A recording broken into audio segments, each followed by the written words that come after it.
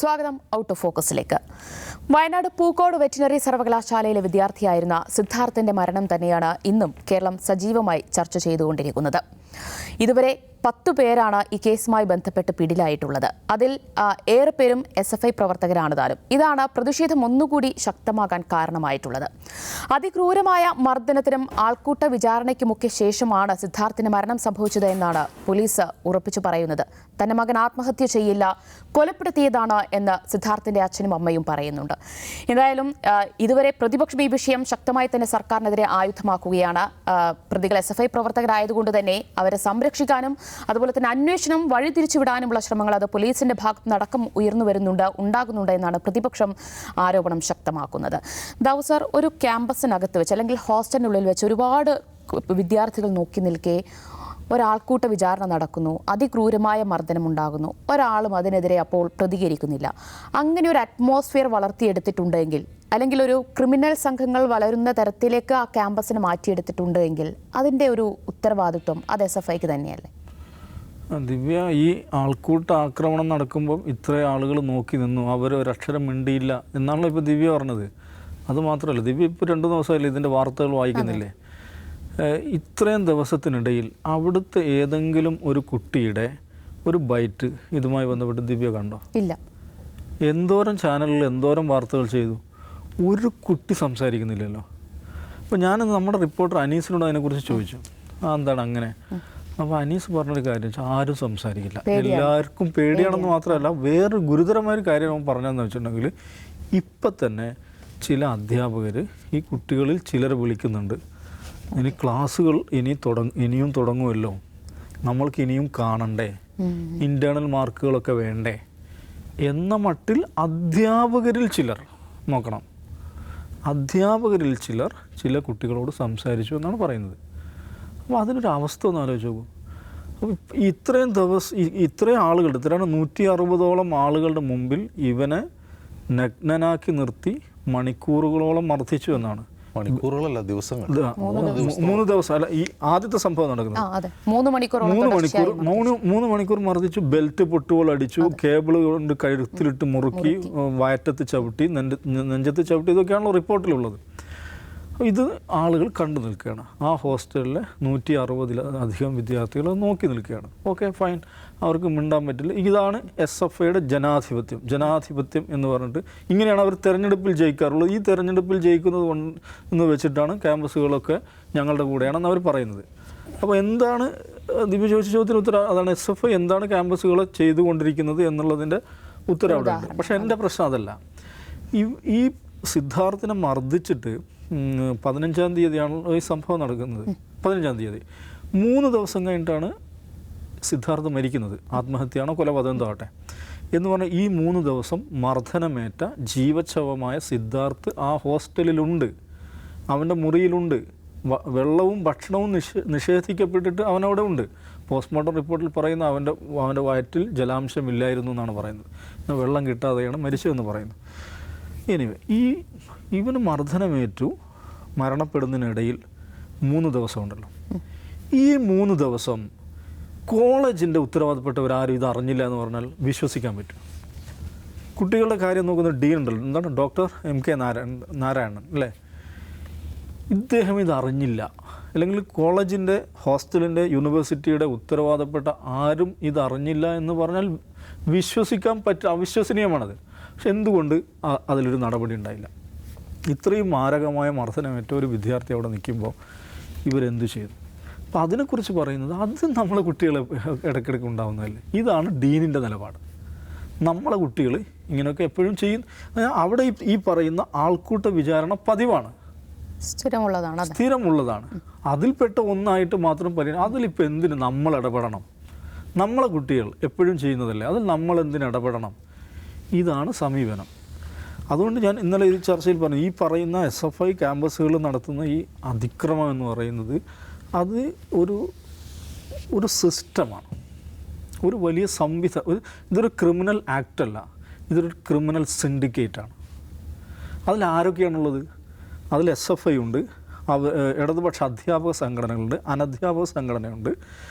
ഈ ഹോസ്പിറ്റലാക്കുമ്പോൾ അവിടെ ഹോസ്പിറ്റലിൽ പ്രവേശിക്കുമ്പോൾ അവിടെയുള്ള ഈ ഡോക്ടർമാരുടെയും നഴ്സുമാരുടെയും സംഘടനയുണ്ട്, പുറത്തുള്ള പാർട്ടിയുണ്ട്, പാർട്ടിയുടെ പ്രചാരണ സാമഗ്രികളുണ്ട്, അവരുടെ ചാനലും പത്രമൊക്കെ ഉണ്ട്. ഇതെല്ലാം ചേർന്നിട്ടുള്ള ഒരു വലിയൊരു സിസ്റ്റമാണ്, ഒരു സിൻഡിക്കേറ്റ്, ഒരു ക്രിമിനൽ സിൻഡിക്കേറ്റാണ്, ഒരു ക്രിമിനൽ പ്രോജക്റ്റാണിത്. ഇപ്പോൾ ഞാൻ ഇന്നലെ മഹാരാജാസിലെ കഥ പറഞ്ഞു. മഹാരാജാസിലെ ഈ അധ്യാപകൻ SFI ഭരിക്കുന്ന യൂണിയൻ്റെ സ്റ്റാഫ് അഡ്വൈസറായിട്ടുള്ള നിസാമുദ്ദീൻ എന്ന് പറയുന്ന അറബിക് ഡിപ്പാർട്ട്മെൻറ്റിലെ അധ്യാപകൻ പെൺകുട്ടികളെ രാത്രി വിളിച്ച് ശൃംഗരിക്കുന്നു, മേനി അഴകിനെ കുറിച്ച് സംസാരിക്കുന്നു. ആ അധ്യാപകന് വേണ്ടിയിട്ട് അവിടെ SFI അധ്യാപകന് പിന്തുണ അർപ്പിച്ചുകൊണ്ട് പ്രകടനം നടത്തുന്നു. SFI പ്രകടനം നടത്തുന്നു. അവരുടെ അധ്യാപക സംഘടന എന്താണ് Kerala government college teachers association, KGCTA, അവരും പ്രകടനം നടത്തുന്നു. ഇത് മാത്രമല്ല, ഈ അധ്യാപകനെ പാർട്ടി ചാനലിൽ കൊണ്ടുപോയി ഇരുത്തിയിട്ട് സംസാരിപ്പിക്കുന്നു. അപ്പോൾ എന്താണ് ഇതെല്ലാം അങ്ങനെ ഒറ്റപ്പെട്ട സംഭവം? ഇതൊരു ക്രിമിനൽ സിൻഡിക്കേറ്റായിട്ട് പ്രവർത്തിച്ചുകൊണ്ടിരിക്കുകയാണ്. ഇതൊരു വസ്തുതയാണ്. അപ്പം ഇതിനെതിരെ ഇതെന്തുകൊണ്ടാണ് ഇത്ര എളുപ്പത്തിൽ പ്രവർത്തിക്കുന്നതെന്ന് ചോദിച്ചാൽ ഇതിൻ്റെ എല്ലാ എലമെൻസും ഒത്തുചേർന്ന ഒരു സംഭവം എന്നുള്ളതാണ് പൂക്കോട്ടെ സംഭവത്തിൻ്റെ, ഈ വെറ്ററിനറി സർവകലാശാല സംഭവം. ഇതിപ്പോൾ നമ്മൾ ചർച്ച ചെയ്യുന്നതിൻ്റെ കാരണം എന്താണ്? സിദ്ധാർത്ഥ് മരണപ്പെട്ടു എന്നുള്ളതുകൊണ്ടാണ്. അത് കൊലയാണോ ആത്മഹത്യയാണോ ഇനിയും തീരുമാനിക്കപ്പെടണം. അപ്പോൾ ആളുകൾ പറയുന്നു അവിടെ ഇതിനു മുമ്പും ഇത് നടക്കുന്നത് സ്ഥിരമായി നടക്കാറുണ്ട്, ഇത്തരം ആൾക്കൂട്ട വിചാരണകൾ സ്ഥിരമായി നടക്കാറുണ്ട്. അപ്പോൾ ഇതൊക്കെ പുറത്തു വരുന്നത് എപ്പോഴാണ്? ഇങ്ങനെ പ്രത്യേകമായ എന്തെങ്കിലും സംഭവിക്കുമ്പോഴാണ്. ഇപ്പോൾ ഈ പറയുന്ന യൂണിവേഴ്സിറ്റി കോളേജിലെ പ്രശ്നങ്ങൾ അതെപ്പോഴാണ് പുറത്തു വന്നത്? അതിൽപ്പെട്ട ആളുകൾ പരസ്പരം കുത്തി, അങ്ങനെയല്ലേ? സംഘർഷം ഉണ്ടായി. SFIയുടെ നേതാക്കൾ തന്നെ പരസ്പരം കുത്തി. ഈ കുത്തിയത് ആളുകൾ ദൃക്സാക്ഷികളായി. കുത്തിയാൽ ചോര വരും, മുറിവുണ്ടാവും, കത്തി കൊണ്ടാണ് കുത്തുന്നത്, ഹോസ്പിറ്റൽ പോകേണ്ടി വരും. ഇങ്ങനെയാണ് അത് പുറത്തേക്ക് വരുന്നത്. കായംകുളം കോളേജിലെ നിഖിൽ തോമസിൻ്റെ ഈ വ്യാജ ബിരുദ സർട്ടിഫിക്കറ്റ് ഉപയോഗിച്ച് MCOMന് ചേർന്ന സംഭവം അതെങ്ങനെയാണ് പുറത്തു വരുന്നത്? പാർട്ടിക്കുള്ളിലെ ഗ്രൂപ്പിസം കാരണം ഒരു വനിതാ സഖാവ് അത് വിളിച്ചു പറഞ്ഞു. അങ്ങനെയാണ് പുറത്തു വരുന്നത്. ഇങ്ങനെ ഓരോരോ നിമിത്തങ്ങൾ ഉണ്ടാകുമ്പോഴാണ് ഇത് പുറത്തു വരുന്നത്. ഇത് നമ്മളെ ക്യാമ്പസുകൾ കാപ്പ് പഞ്ചായത്തുകളാണ്. വർഷങ്ങളായി ഇത് തുടരുകയാണ്. ഒരുപാട് മാധ്യമ ചർച്ചകൾ ഇതേക്കുറിച്ചുണ്ടായി, ഒരുപാട് വിമർശനങ്ങളുണ്ടായി. എന്നിട്ടും ഇതിനൊരു പരിക്കുമേൽക്കാതെ ഈ കാപ്പ് പഞ്ചായത്തുകൾ ഇതിങ്ങനെ തന്നെ തുടരുന്നതിൻ്റെ കാരണം എന്ന് വെച്ചാൽ ഇതൊരു സംവിധാനമാണ്. പാർട്ടിയുടെ സമ്പൂർണ്ണമായ പിന്തുണയുണ്ട്. അതാണ് ഏറ്റവും പ്രധാനപ്പെട്ട കാര്യം. 2018 ഈ മടപ്പള്ളി ഗവൺമെൻറ് കോളേജിൻ്റെ ഇതേമാതിരിയുള്ള യൂണിവേഴ്സിറ്റി കോളേജ് പോലത്തെ ഒരു ക്യാമ്പസാണ് SFIയുടെ.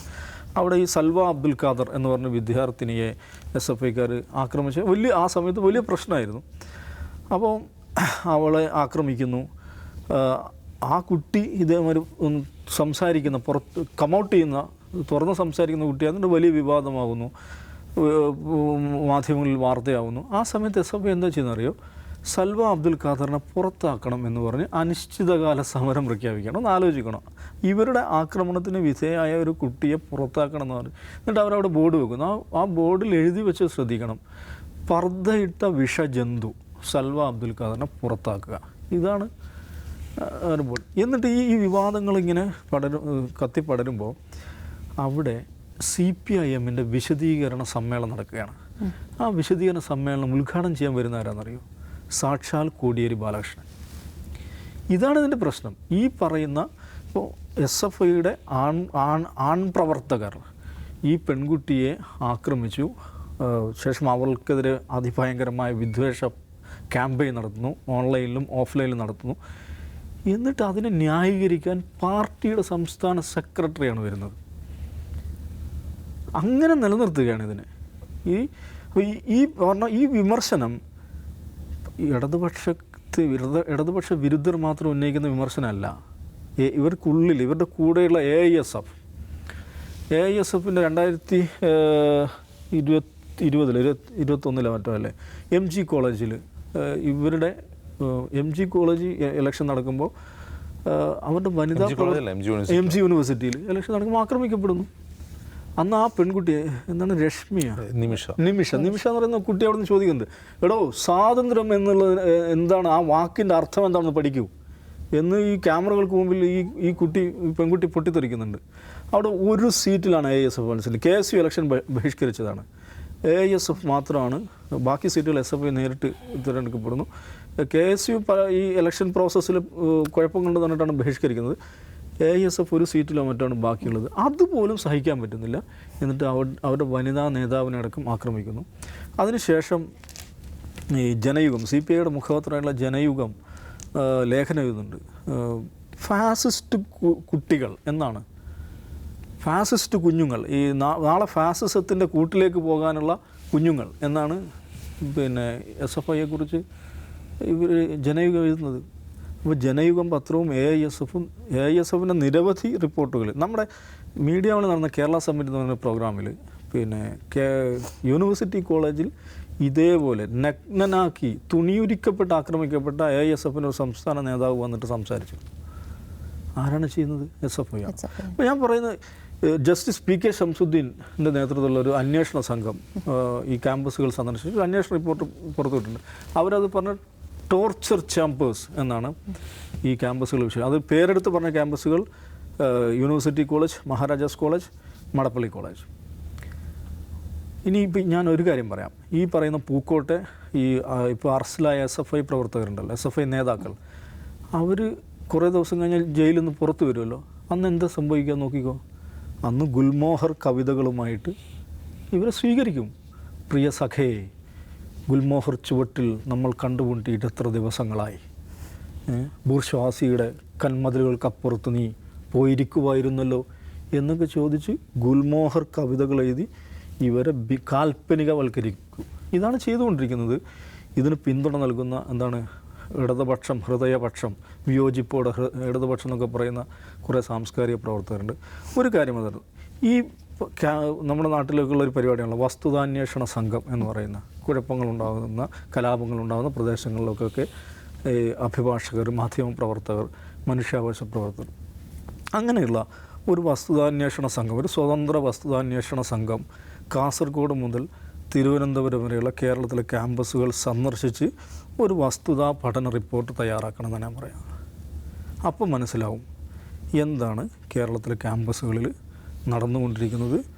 അതിനെ ഈ നിലക്കുള്ള കാപ്പ് പഞ്ചായത്തുകളാക്കി മാറ്റുന്നതിൽ SFI എന്ന സംഘടനയുടെ സംഘടനാപരമായിട്ടുള്ള പങ്ക് എന്താണ് എന്ന് അതിലൂടെ മനസ്സിലാക്കാൻ പറ്റും. യെസ്, അജിംസയുടെ പൂക്കോട് കാര്യത്തിൽ ഇപ്പോൾ പ്രതിചേർക്കപ്പെട്ടിട്ടുള്ള ആ ഒരു 20 പേരിൽ മാത്രം ഈ അന്വേഷണം ഒതുങ്ങിയാൽ മതിയോ? കാലങ്ങളായിട്ട് അവിടെ ഈ രീതിയിൽ ആൾക്കൂട്ട വിചാരണ നടക്കുന്നു, മർദ്ദനം നടക്കുന്നു, അതിനവിടെയുള്ള അധ്യാപകർ കൂട്ടുനിൽക്കുന്നു, കോളേജ് അധികൃതർ കൂട്ടുനിൽക്കുന്നു, യാതൊരു ശബ്ദവും ഉയർത്തുന്നില്ല. അവർക്കൊക്കെ ഇതിൻ്റെ ഒരു ഉത്തരം പറയേണ്ടതല്ലേ? അതിൻ്റെ ഒരു ബാധ്യത അവർക്ക് കൂടിയില്ലേ? ഇതിലിപ്പോൾ കേസ് എന്താണെന്ന് അറിയാം. പൂക്കോട്ടെ മരണത്തിൽ കേസ് ആത്മഹത്യയാണ്. അതെ. എന്നിട്ടാണ് ദിവ്യ പറയുന്നത് അവിടുത്തെ അധ്യാപകർക്കെതിരെ അന്വേഷണം.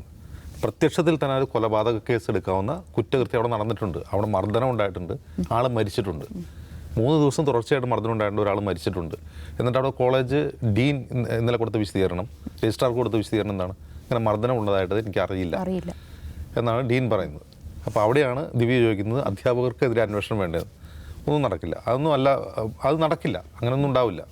ഇത് കൊലപാതകമാണെന്ന് തെളിഞ്ഞാൽ തന്നെ വലിയ ഭാഗ്യം. ഇത് ഇവർക്കെതിരെ കൊലക്കുറ്റം ചുമത്തിയാൽ തന്നെ വലിയ ഭാഗ്യം. ഞാനിന്ന് ശ്രദ്ധിച്ച 3 കാര്യങ്ങൾ. ഒന്ന്, ഇന്ന് ദേശാഭിമാനിയുടെ ഫ്രണ്ട് പേജിലൊരു വാർത്തയുണ്ട്. മുൻ പേജിലെ വാർത്തയിൽ പറയുന്നത് സീനിയറായ ഒരു പെൺകുട്ടിയോട് അപമര്യാദയായി പെരുമാറിയതിനെ തുടർന്നുള്ള തർക്കമാണ് സിദ്ധാർത്ഥിനെ മർദ്ദിക്കുന്നതിൽ കലാശിച്ചത് എന്നാണ് ആ വാർത്തയിൽ പറയുന്നത്. ഒരു പെൺകുട്ടിയോട് സിദ്ധാർത്ഥൻ അപമര്യാദയായി പെരുമാറി, അതിനെ തുടർന്ന് ഇവർ മർദ്ദിച്ചു, അതാണ് മരണത്തിൻ്റെ കാര്യം ദേശാഭിമാനി വാർത്ത കൊടുക്കുന്നു. എന്താണ് അപമര്യാദയായ പെരുമാറ്റം? അങ്ങനെ ഒരു അപമര്യാദയായി പെരുമാറി എന്നൊരു പരാതി കോളേജിലോ പോലീസിലോ എവിടെയെങ്കിലും ഉണ്ടോ? ഇല്ല. അപ്പോൾ ദേശാഭിമാനി എന്ത് ചെയ്യാണ്? സിദ്ധാർത്ഥനെ കൊല ചെയ്യാനുള്ള കാരണം കണ്ടെത്തി ആ നാട്ടുകാരെ അറിയിക്കുകയാണ്. ഇതാണ് ഞങ്ങൾ കൊല്ലാനുള്ള കാരണമെന്ന് പറയുകയാണ്. അതേ ദേശാഭിമാനിയുടെ പാർട്ടി DYFIയും CPMൻ്റെ ബ്രാഞ്ച് കമ്മിറ്റിയും ഇന്ന് സിദ്ധാർത്ഥൻ്റെ വീടിന് മുമ്പിൽ ബോർഡ് വെക്കുകയാണ്. SFI പ്രവർത്തകനായ സിദ്ധാർത്ഥൻ്റെ കൊലപാതകത്തിൽ അന്ത്യാഞ്ജലി അർപ്പിക്കുന്നു എന്ന് പറഞ്ഞ് ബോർഡ് വയ്ക്കുന്നു. സിദ്ധാർത്ഥൻ അച്ഛൻ പറയുന്നു അവൻ SFI കാരനായിരുന്നില്ല എന്ന് പറയുന്നു. ആ ബോർഡ് എടുത്ത് മാറ്റണമെന്നുണ്ടോ, അവിടെ നിന്ന് മാറ്റില്ല എന്ന് പറയുന്നു. ഞാൻ പിന്നെ മറ്റൊന്ന് ശ്രദ്ധിച്ചത് ഫേസ്ബുക്കിൽ വന്ന പോസ്റ്റുകളാണ്. ഇന്ന് രാവിലെ ഞാൻ എഴുന്നേറ്റ് ഫേസ്ബുക്ക് എടുത്ത് നോക്കുമ്പോൾ റാഗിങ്ങിനെതിരായ ഘോരഘോരമായ പ്രസംഗങ്ങളാണ്. റാഗിങ് വലിയ പ്രശ്നമാണ്. റാഗിങ് നിർത്തലാക്കിയ ഒരു വിദ്യാർത്ഥി സംഘടനയുടെ പ്രവർത്തകർ റാഗിങ് ചെയ്യുകയോ, അതായത് ഈ നടന്ന സംഭവത്തെ റാഗിങ് ആക്കി ലളിതവൽക്കരിക്കുകയാണ് ചെയ്യുന്നത്. റാഗിങ്ങിനിടയിൽ ആളുകൾ ഇപ്പോൾ അമൃതം ഗമയ എന്ന് പറഞ്ഞ സിനിമയുടെ പ്രമേയം തന്നെ അതാണ്. ഒരു മെഡിക്കൽ കോളേജിൽ മോഹൻലാലും കുറച്ച് കൂട്ടുകാരും ചേർന്ന് ഒരു കഥാപാത്രത്തെ റാഗ് ചെയ്ത് അയാൾ ഹൃദ്രോഗിയാണ് മരിച്ചു എന്നാണ് അതിൻ്റെ സിനിമയുടെ കഥ. അപ്പോൾ അതുപോലെ ഒരു കഥയായി, അതായത് റാഗിങ് നടത്തിയപ്പോൾ മർദ്ദനമേറ്റ് മരിക്കുന്ന ഒരു കഥയായി. ഇത് റാഗിങ്ങേ അല്ല, ഇതിന് റാഗിങ് എന്ന് പറയാൻ കഴിയില്ല. കാരണം ഇത് SFIയുടെ ഒരു രീതി ഇങ്ങനെയാണ്. ഇപ്പോൾ യൂണിവേഴ്സിറ്റി കോളേജിലെ കാര്യം പറഞ്ഞല്ലോ. യൂണിവേഴ്സിറ്റി കോളേജിലൊരു ഇപ്പോൾ മാധ്യമപ്രവർത്തകയായ ആളാണ്. യൂണിവേഴ്സിറ്റി കോളേജിൽ പഠിക്കുന്ന ഒരാളെയും 2 ചെറുപ്പക്കാരെയും SFIക്കാർ മർദ്ദിച്ചതെന്തിനാണെന്നറിയാം? ഒരു മരച്ചുവട്ടിലിരുന്ന് സംസാരിച്ചു എന്നുള്ളതാണ്. നിങ്ങൾ മരച്ചുവട്ടിലിരുന്ന് സംസാരിക്കാൻ പാടില്ല എന്ന് പറഞ്ഞാണ് മർദ്ദിച്ചത്. ഭീകരമായ മർദ്ദനം നടത്തി. ഇത്തരം കാര്യങ്ങൾക്കാണ്, അതായത് ആൺകുട്ടികളും പെൺകുട്ടികളും മിണ്ടിയാൽ ഒരുമിച്ചിരുന്ന് സംസാരിച്ചാൽ അടിയാണ്. ഇത് ചെയ്യുന്നത് താലിബാനൊന്നുമല്ല കേട്ടോ. താലിബാനല്ല. ആണും പെണ്ണും സംസാരിച്ചാൽ തല്ലുന്നത് താലിബാനല്ല, SFI ആണ്. ഏത് SFI? പുതിയ നവാഗതർക്ക് സ്വാഗതം എന്ന ബോർഡിനോടൊപ്പം സെക്സ് ചെയ്യുന്ന ചിത്രങ്ങൾ വരച്ചു വയ്ക്കുന്ന സംഘടനയാണ് SFI. വരൂ, നിങ്ങൾ അത് ചെയ്യൂ എന്ന് പറഞ്ഞ് ബോർഡ് വെച്ച കുട്ടികളെ സ്വാഗതം ചെയ്യുന്ന, ഇതൊരു ലിബറൽ ഇടമാണ്, ഇവിടെ ഒരു തരത്തിലുള്ള നിയന്ത്രണങ്ങളുമില്ല, നിങ്ങൾ വരൂ എന്ന് പറഞ്ഞ് സ്വാഗതം ചെയ്യുന്ന സംഘടന ആൺകുട്ടികളും പെൺകുട്ടികളും സംസാരിച്ചാൽ അടിക്കുകയാണ്. അടി എന്ന് പറഞ്ഞാൽ അങ്ങനെയുള്ള അടിയൊന്നുമല്ല, ഇടിമുറികളുണ്ട് ക്യാമ്പസുകളിൽ. ഇടിമുറികൾ എന്ന് പറഞ്ഞാൽ അതിനുവേണ്ടി പ്രത്യേകമായ സ്ഥലമുണ്ട്, പൂട്ടിയിട്ട് ഇടിക്കുക എന്നുള്ളതാണ്. അതിൽ ആൺ പെൺ വിവേചനമില്ല, ആണുങ്ങളുടെ പെണ്ണുങ്ങളുടെ വിവേചനമില്ല. ഇതാണ് അവർ ചെയ്തുകൊണ്ടിരിക്കുന്നത്. അപ്പം എന്തുകൊണ്ടാണ് പാർട്ടി ഇതിനെ പിന്തുണയ്ക്കുന്നതിനുള്ള ക്വസ്റ്റ്യൻ കൂടിയുണ്ടല്ലോ. ഇപ്പോൾ PM ആഷോയെ എന്തുകൊണ്ട് SFIയുടെ സംസ്ഥാന സെക്രട്ടറിയായി തിരഞ്ഞെടുക്കപ്പെട്ടു? ആഷോ ജയിലിൽ കിടന്നതാണ്. എന്തിനാണ് ജയിലിൽ കിടന്നത്? കൊലപാതക ശ്രമം, ഒരാളെ കൊല്ലാൻ ശ്രമിച്ചു എന്നാണ് കേസ്. അപ്പോൾ അതിനെപ്പറ്റി ചോദിക്കുമ്പോൾ അതിപ്പോൾ അടിപിടി കേസുകളിൽ കൊലപാതക ശ്രമ കേസ് എടുക്കില്ലേ എന്ന് ചോദിക്കുന്നു. ഇതേ ആഷോയാണ് ദിവസം മുമ്പ് പറഞ്ഞ MG യൂണിവേഴ്സിറ്റിയിൽ നിമിഷ എന്ന് പറഞ്ഞ ASFകാരിയെ ആക്രമിക്കുന്നത്. സ്വന്തം LDSF എന്ന് പറയുന്ന ലെഫ്റ്റ് ഡെമോക്രാറ്റിക് സ്റ്റുഡൻസ് ഫെഡറേഷൻ്റെ ഭാഗമായിട്ടുള്ള ASFൻ്റെ ഒരു നേതാവിനെ, നിമിഷ എന്ന നേതാവിനെ ആക്രമിക്കുന്ന ആഷോയോടാണ് പറയുന്നത്. RSSകാരനാവല്ലട എന്ന ആഷോയോട് നിമിഷ കൈ ചൂണ്ടി പറയുന്നത്. അതേ ആഷോയെ കൊലപാതക ശ്രമത്തിന് ജയിലിൽ പോയ ആഷോയെ ജയിലിൽ കിടക്കുമ്പോൾ സംസ്ഥാന സെക്രട്ടറിയായിട്ട് തിരഞ്ഞെടുത്തതാണ് SFI. അപ്പോൾ എന്തുകൊണ്ടാണ് പാർട്ടി അങ്ങനെ ഒരു സംവിധാനത്തെ പിന്തുണയ്ക്കുന്നത്? എന്തിനാണ്? ജയിലിൽ കിടക്കുമ്പോഴാണ് തിരഞ്ഞെടുക്കുന്നത്. ആ ജയിലിൽ ഇറങ്ങിയതിന് ശേഷം അദ്ദേഹത്തിന് വലിയ വീരാരാധനയോടുള്ള സ്വീകരണം ഉണ്ടായിരുന്നു. അതായത് ആഷോയെ വ്യക്തിപരമായിട്ട് അറിഞ്ഞിട്ട് പറയുന്നതല്ല, അത് അങ്ങനെയാണ് അതിൻ്റെ സംഘടനാ സംസ്കാരം എന്ന് പറയുന്നത്. അപ്പോൾ CPMനെ സംബന്ധിച്ച് SFIക്ക് ചുമതലയുള്ളൊരു പാർട്ടി നേതാവ് ഉണ്ടാവുമല്ലോ. അപ്പോൾ ആ പാർട്ടി നേതാവ് എല്ലാം കാണുന്നുണ്ടാവില്ല, എങ്ങനെയാണ് SFI പ്രവർത്തിക്കുന്നത്, ക്യാമ്പസിൽ എങ്ങനെയാണ് അതിൻ്റെ സംഘടനാ സംവിധാനം, സംഘടനാ നേതാക്കൾ എങ്ങനെയാണ് പ്രവർത്തിക്കുന്നത് അവർ കാണുന്നുണ്ട്. പക്ഷേ അതിനെപ്പറ്റി അവർ തടയാൻ ശ്രമിക്കുക, അതിന് അങ്ങനെ പോരാ, അങ്ങനെ പാടില്ല. കോടിയേരി ബാലകൃഷ്ണൻ എപ്പോൾ ഒരു കാലത്ത് വലിയ വിമർശനം ഉയർന്നപ്പോൾ ഇങ്ങനെ പോയാൽ പറ്റില്ല എന്നെന്തോ ഒരു പരസ്യ പ്രസ്താവന നടത്തിയെന്തോ ഒന്ന് ഒഴിച്ചാൽ CPM എന്ന പാർട്ടി ഒരിക്കലും SFI തിരുത്താൻ പോകാറില്ല. മഹാരാജാസ് ആയുധം പിടിച്ചപ്പോൾ അത് വാർക്ക കമ്പിയാണെന്ന് പിണറായി വിജയനാണ് പറഞ്ഞത്. അതെ, പണിയായുധങ്ങൾ, വാർക്കൊക്കെ വേണ്ടിയുള്ള കമ്പിയല്ല, അതൊക്കെ ഞങ്ങളുടെ പണി സാമാനങ്ങളാണ് രാജാവ് എന്ന് പറയേണ്ടി വരും. അപ്പോൾ ഇതിലെ പ്രശ്നം എന്ന് വെച്ചാൽ ഇത് ഒരുതരം റിക്രൂട്ടിംഗ് സെൻ്ററാണ്, പാർട്ടിയിലേക്കുള്ള റിക്രൂട്ടിംഗ് സെൻ്ററാണ് കലാലയങ്ങൾ എന്ന് പറഞ്ഞാൽ. അപ്പോൾ അവിടെ നിന്ന് SFIയിലേക്ക് ആളുകളെ റിക്രൂട്ട് ചെയ്യുക, അവർക്കൊരു സംഘടനാ സംസ്കാരം പഠിപ്പിച്ചുകൊണ്ട്, അത് പഠിപ്പിച്ചുകൊണ്ട് ആ പതാകയിൽ എഴുതി വെച്ചിട്ടുള്ള സമത്വം, സ്വാതന്ത്ര്യം, ജനാധിപത്യം അതല്ല പഠിപ്പിക്കുന്നത് ഈ ഫാഷിസ്റ്റ് രീതിയാണ്. ഇങ്ങനെ യഥാർത്ഥത്തിൽ CPM അണികളെ യഥാർത്ഥ പാർട്ടി ക്ലാസ് SFIയിലാണ്. അവിടെ എങ്ങനെ പ്രവർത്തിക്കണം, എങ്ങനെ ജനാധിപത്യപരമായി പ്രവർത്തിക്കണം എന്ന് അവിടെ പഠിപ്പിച്ചിട്ടാണ് പാർട്ടിയിലേക്ക് റിക്രൂട്ട് ചെയ്യുന്നത്. ഈ ആളുകളാണ് പാർട്ടിയുടെ തലപ്പത്തേക്ക് എത്തുന്നത്. ഈ ആളുകളാണ് പിന്നീട് CPMൻ്റെ സംസ്ഥാന സെക്രട്ടേറിയറ്റ് അംഗവും സംസ്ഥാന കമ്മിറ്റി അംഗവും മുഖ്യമന്ത്രിയും പൊളിറ്റ് ബ്യൂറോ അംഗമൊക്കെ ആവുന്നത് ഇത്തരം ആളുകളാണ്. അപ്പോൾ ഇത് ആ പാർട്ടിയുടെ തന്നെ സംഘടനാ സംസ്കാരമാണ്. അതിന് പറ്റിയ ഏറ്റവും നല്ല റിക്രൂട്ടിംഗ് സെൻ്ററായിട്ട് SFI പ്രവർത്തിക്കുകയാണ്. അവിടെ ഒരുതരം സംവാദാത്മകമായ ഒരു കലാലയ രാഷ്ട്രീയമോ അല്ലെങ്കിൽ ചർച്ചകളോ ജനാധിപത്യമോ ഒക്കെ ഉണ്ടായിക്കഴിഞ്ഞാൽ 2 രീതിയിൽ അപകടമാണ് അവർക്ക്. ഒന്ന്, ആളെ കിട്ടില്ല എന്നുള്ളൊരു അപകടം. മറ്റൊന്ന്, കുട്ടികൾ ചിന്തിക്കാൻ തുടങ്ങുന്നു എന്നുള്ള അപകടം. കുട്ടികൾ ചിന്തിക്കാൻ തുടങ്ങുന്നു. സംവാദങ്ങൾ ഉണ്ടാകുമ്പോൾ ചിന്തിക്കാൻ തുടങ്ങും. അപ്പോൾ സംവാദത്തെ ആദ്യം അടിച്ചമർത്തുക. സംവാദം ഉണ്ടാവണം എന്ത് ചെയ്യണം? ഞങ്ങളുടെ മുമ്പിൽ വേറൊരു രാഷ്ട്രീയ പാർട്ടിയും പാടില്ല, അത് ASF പാടില്ല, ASF പാടില്ല, KSU പാടില്ല, ഇനി ABUP അവർ മറ്റേ ഫാഷിസ്റ്റ് വർഗീയവാദികളാണല്ലോ, പിന്നെ ഫ്രറ്റേണിറ്റി എന്നൊക്കെ പറഞ്ഞുള്ള കുറേ അവരൊക്കെ സ്വത്വവാദികളും MSF അവരൊക്കെ സാമുദായികവാദികൾ, അങ്ങനെ പറഞ്ഞ് അതായത് വർഗീയതയ്ക്കെതിരാണ് ഞങ്ങൾ എന്ന് പറഞ്ഞുകൊണ്ട് എല്ലാ തരത്തിലുള്ള മറ്റെതിർ ശബ്ദങ്ങളെ അടിച്ചമർത്തുന്ന രീതിയാണ്. അത് കായികമായും അല്ലാതെ അടിച്ചമർത്തും. അങ്ങനെയാണ് ചെയ്യുന്നത്. അപ്പോൾ ഞങ്ങളിതങ്ങ് അടക്കി ഭരിക്കുക, ഞങ്ങളെല്ലാ യൂണിയൻ തെരഞ്ഞെടുപ്പിലും ജയിക്കുന്നു എന്ന് പറഞ്ഞാൽ എങ്ങനെയാണ്? നോമിനേഷൻ കൊടുക്കാൻ കൈ ഉണ്ടായിട്ട് വേണ്ടേ? നോമിനേഷൻ പേപ്പറിൽ ഒപ്പിടാൻ കൈ ഉണ്ടായിട്ട് വേണ്ടേ? കൈ തല്ലി ഓടിക്കുകയാണ്. അപ്പോൾ ഇങ്ങനെ വിമർശിക്കുമ്പോൾ ഇങ്ങനെ ആരെങ്കിലും വന്നിട്ട് വളരെ ചുരുക്കമായിട്ടാണ് വിദ്യാർത്ഥികൾ വന്ന് പുറത്തുനിന്ന് മാധ്യമങ്ങളോട് ഇത് പറയുക, ഇതാണ് ഞങ്ങൾക്ക് നോമിനേഷൻ കൊടുക്കാൻ പറ്റുന്നില്ല എന്ന് പറയുക. അപ്പോഴത്തേക്കും SFI ഞോണ്ടി, SFI പിച്ചി എന്ന് പറഞ്ഞ് കുറേ പേർ വരുന്നു. ഇങ്ങനെ പറയുന്ന ആരാന്നറിയോ? സമൂഹത്തിൽ വലിയ എന്താണ് അറിയപ്പെടുന്ന ആൾക്കാരൊക്കെയാണ് പറയുന്നത്. ഓ നിങ്ങൾ എച്ച് എന്ന് പറയല്ലേ എന്ന് പറഞ്ഞിട്ട് വിമർശിക്കും. യഥാർത്ഥത്തിൽ അതിനെ നിസ്സാരവൽക്കരിക്കുകയാണ് ചെയ്യുന്നത്. ഓ പിന്നെ SFIക്കാർ ഞോണ്ടി എന്ന് പറഞ്ഞുകൊണ്ട് ചിലർ കരഞ്ഞുകൊണ്ട് വരുന്നു എന്നാണ് പറയുക അതിനെപ്പറ്റി. പക്ഷേ ആ ക്യാമ്പസിനകത്ത് നടക്കുന്നതല്ല, മൃഗീയമായ മർദ്ദനമാണ്. നമ്മൾ മഹാരാജ് കഴിഞ്ഞ മാസം കണ്ടാണല്ലോ, മഹാരാജ് ആംബുലൻസിൽ കയറി, അതായത് ഒരു ഹോസ്പിറ്റലിൽ നിന്ന് വേറെ ഹോസ്പിറ്റലിൽ കൊണ്ടുപോകുന്ന ഒരാളെ ആംബുലൻസിൽ കയറി മർദ്ദിക്കുന്ന ദൃശ്യം കണ്ടാണല്ലോ. അത് ക്യാമറയുടെ മുമ്പിൽ. അപ്പോൾ ക്യാമറ ഇല്ലാത്ത സമയത്ത് എന്തായാലും ഉണ്ടാവുക, നമ്മൾ ജസ്റ്റ് ചിന്തിച്ചാൽ മതി. അപ്പോൾ ഇത് CPM എന്ന പാർട്ടി പ്രോത്സാഹിപ്പിക്കുന്ന ഒരുതരം എന്താണ് പാർട്ടി റിക്രൂട്ട്മെൻറ്റും പാർട്ടി ക്ലാസ്സുമാണ്. അത് ഇങ്ങനെ തുടർന്നുകൊണ്ടേയിരിക്കും. പക്ഷേ ഇതിൻ്റെ ഒരു അപകടം എന്താണെന്ന് വെച്ചാൽ, ഞാൻ വിചാരിക്കുന്നത് ഇപ്പോൾ ഈ സിദ്ധാർത്ഥൻ്റെ വീട്ടുകാരെ ആലോചിക്കുക. ഈ 14 ദിവസം മുമ്പ് നടന്നൊരു സംഭവമാണ്. ഈ സംഭവം സിദ്ധാർത്ഥൻ്റെ വീട്ടുകാരെ ആരാ അറിയിക്കുന്നതെന്നറിയോ? ഈ മലയാളികളായ കൂടെ പഠിക്കുന്ന ഒരു സഹപാഠികളും അല്ല, ഉത്തരേന്ത്യക്കാരായ സഹപാഠികൾ ഇവരുടെ വീട് സന്ദർശിച്ചപ്പോഴാണ് പറയുന്നത് ഇങ്ങനെ മർദ്ദനം നടന്നിട്ടുണ്ടായിരുന്നു. കോളേജിൽ അത്രയും അധ്യാപകരും വിദ്യാർത്ഥികളുള്ള ഒരു യൂണിവേഴ്സിറ്റി ക്യാമ്പസിൽ നടന്ന സംഭവത്തെക്കുറിച്ച് യൂണിവേഴ്സിറ്റി മറച്ചു വെച്ചു. വിദ്യാർത്ഥികൾക്ക് പുറത്തു പറയാൻ ഭയം. ഈ വീട്ടുകാരറിഞ്ഞില്ല എന്ന് പറയുമ്പോൾ വീട്ടുകാർ അറിയിക്കുന്ന ഉത്തരേന്ത്യക്കാരായ 2 പേരാണ്. അവരുടെ പേര് പോലും വെളിപ്പെടുത്തുന്നില്ല. അവർക്ക് ഭയമാണ്. അവരാണ് പറഞ്ഞത് ഇങ്ങനെ ഒരു സംഭവം ഉണ്ടായെന്നുള്ളത്. ഒന്ന് ആലോചിച്ച് നോക്കുക. ഇത് ഈ ക്യാമ്പസിനെ ഭരിക്കുന്ന വികാരം എന്താണ്? യഥാർത്ഥത്തിൽ ഭയമാണ്. അങ്ങനെ ഭയം എന്താണ് ഭരിക്കുന്ന ഒരു ക്യാമ്പസിൽ പഠിക്കുന്ന വിദ്യാർത്ഥികളുടെ മാനസികാവസ്ഥ എന്താണ്? അവർ ഭാവിയിൽ എന്ത് രാഷ്ട്രീയമായിട്ടാണ് പുറത്തു വരുന്നത്?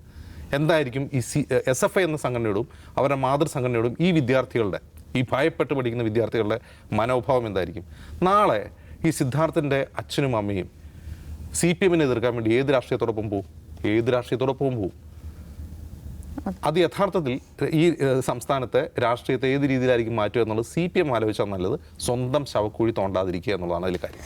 യെസ്, അതാണ് സത്യത്തിൽ നമ്മുടെ കലാലയങ്ങൾ ഈ രീതിയിൽ പേടിപ്പെടുത്തുന്ന ഇടങ്ങളായി മാറുന്നു എന്നതിൽ വലിയ ആശങ്കയുണ്ട്. വെറുതെയല്ല നമ്മുടെ കുട്ടികൾ വിദേശ രാജ്യങ്ങളിലേക്ക് പഠിക്കാനായി പോകുന്നത്. എന്തായാലും ഇപ്പോൾ വലിയ മാധ്യമ ശ്രദ്ധ ലഭിക്കുന്നത് കൊണ്ട് അന്വേഷണം ദ്രുതഗതിയിൽ മുന്നോട്ട് പോകുന്നുണ്ട്, പ്രതികളൊക്കെ പിടിയിലാകുന്നുണ്ട്. പക്ഷേ കുറച്ച് ദിവസം കഴിയുമ്പോൾ എന്താകും ഈ അന്വേഷണത്തിന്റെ അവസ്ഥ എന്നത് കണ്ടറിയേണ്ടത് തന്നെയാണ്. അങ്ങനെ വിശേഷിപ്പിക്കാം.